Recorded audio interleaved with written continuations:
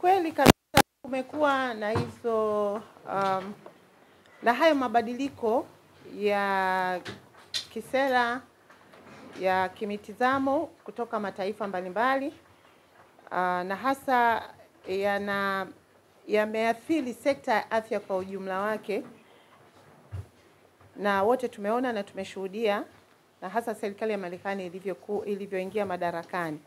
Jambo la kwanza hapa, mimi naomba niwahakikishie kwanza Watanzania kupitia serikali yetu ya awamu ya 6, lakini kupitia juhudi za Mheshimiwa Rais wetu, hali ya usalama kwa maana ya upatikanaji wa dawa, kwa maana ya upatikanaji wa vifaa tiba hapa nchini kwa magonjwa yale yote ambayo yalikuwa yanapata ufadhili wa kutosha ama ufadhili mkubwa kutoka kwenye mataifa ya nje, hali ni nzuri, tuko salama, dawa na vifaa tiba tunavyo.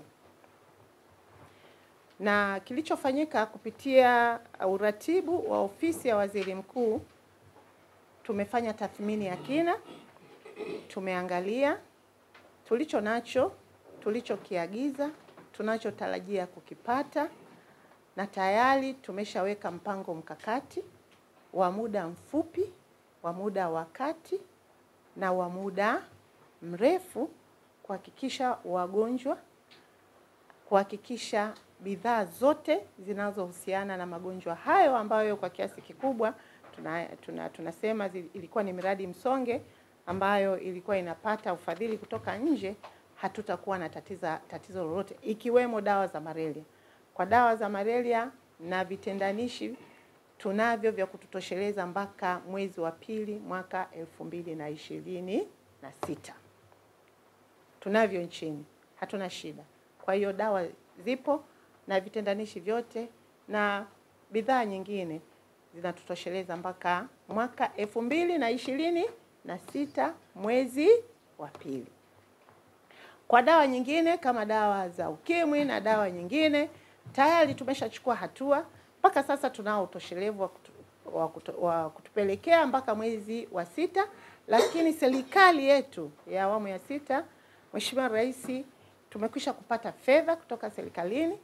Katika mpango wetu wa muda mfupi tulishafanya tathmini ya mahitaji yetu na tayari tumekwisha kupokea bilioni 93 kutoka serikalini, na tumekwisha kuagiza dawa na za magonjwa mengine yote ambayo yalikuwa yanafadhiliwa na miradi hiyo. Kwa hiyo naomba tu niwahakikishie kabisa kwenye eneo hili muondoe shaka. Tuko salama. Tuko salama, tumejipanga, na tunamshukuru sana Mheshimiwa Rais uongozi wake, lakini tunashukuru sana serikali yetu kuturuhusu kuangalia, kufanya tathmini, kujua mapungufu na kuchukua hatua za haraka. Kwa hiyo ninaomba wananchi watulie kabisa. Hatuna upungufu, hatutapata matatizo, tunaendelea kujipanga. Lakini kwa muda mrefu tutakapokuja kusoma bajeti ya Wizara ya Afya, pia ndani ya Wizara ya Afya tulichokifanya ni kuangalia zile afua ambazo zilikuwa zinatekelezwa na hizo taasisi za kimataifa. Hasa kazi yetu kubwa ni kuona afua ipi iunganishwe na afua ambazo zilikuwa zinatekelezwa na serikali moja kwa moja. Kama ni watumishi, tunaangalia hao watumishi, Ofisi ya Rais Management ya utumishi wa umma, wao wanaendelea kufanya tathmini kuona tunafanya nini. Lakini kama ni upatikanaji labda wa hizo bidhaa tiba, kwenye bajeti tunafanya nini ili tuweze kujikimu. It's like a working call. Tunaamka, tuamshwe, tuanze kujipanga, tuweze kuona tunajisimamiaje na tunaweza kufanya nini.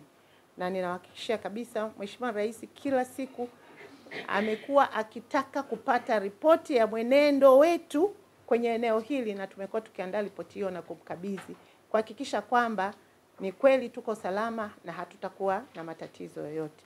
Kwa hiyo yako mambo mbalimbali ambayo yanaendelea kufanyiwa kazi, na kama nilivyowaambia, Ofisi ya Waziri Mkuu ilipewa kazi na Mheshimiwa Rais kuturatibu sekta zote. Tumejiratibu vizuri nchini. Taarifa hizo tunaendelea kuwa nazo, tunaendelea kuziboresha, lakini tunaendelea kufuatilia, na jukumu kubwa kwa sasa ni ufuatiliaji wa siku kwa siku kuhakikisha nchi iko salama, na hasa kwenye maeneo ya hizo programu ambazo tulikuwa tunafadhiliwa na mataifa. Kwa hiyo Azam, naomba tu niwahakikishie kwamba tuko salama. Tuko salama, tumejipanga na tunamshukuru Mungu tuko salama. Eneo jingine ni kwamba usugu wa dawa, wataalamu watatoa maelezo ya ziada. Ni kweli kabisa, sasa hivi tunaelekea kufanya utafiti wa kina kuhakikisha kwamba tunakuwa salama, na hasa katika dawa zile ambazo zinaonyesha usugu. Na tunachokifanya baada ya tafiti, tukae pamoja tuchukue hatua. Ni pamoja na hili ambalo umetuambia la chanjo ya malaria. Kwa hiyo haya yote ni mambo yanayofanywa kazi kwa pamoja.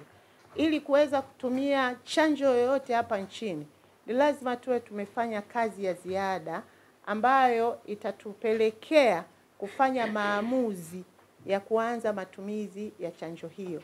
Na ziko kamati zetu ambazo, tuna kamati ya kitaifa ambayo inatushauri, lakini tuna wadau ambao pia wanatupa ushauri ambao unatupelekea sasa kuanza hayo matumizi. Kwa hiyo tutakapokuwa tuko tayari, tutatoa taarifa kwa umma wa Tanzania, na tukitoa taarifa basi kazi itaanza. Lakini tunaendelea kushirikiana na WHO, hatuachani nao, tunapokea miongozo yao, tunapokea taarifa zao, na sisi sio kisiwa, na utekelezaji pale tutakapokuwa tayari kama nchi tutaanza utekelezaji.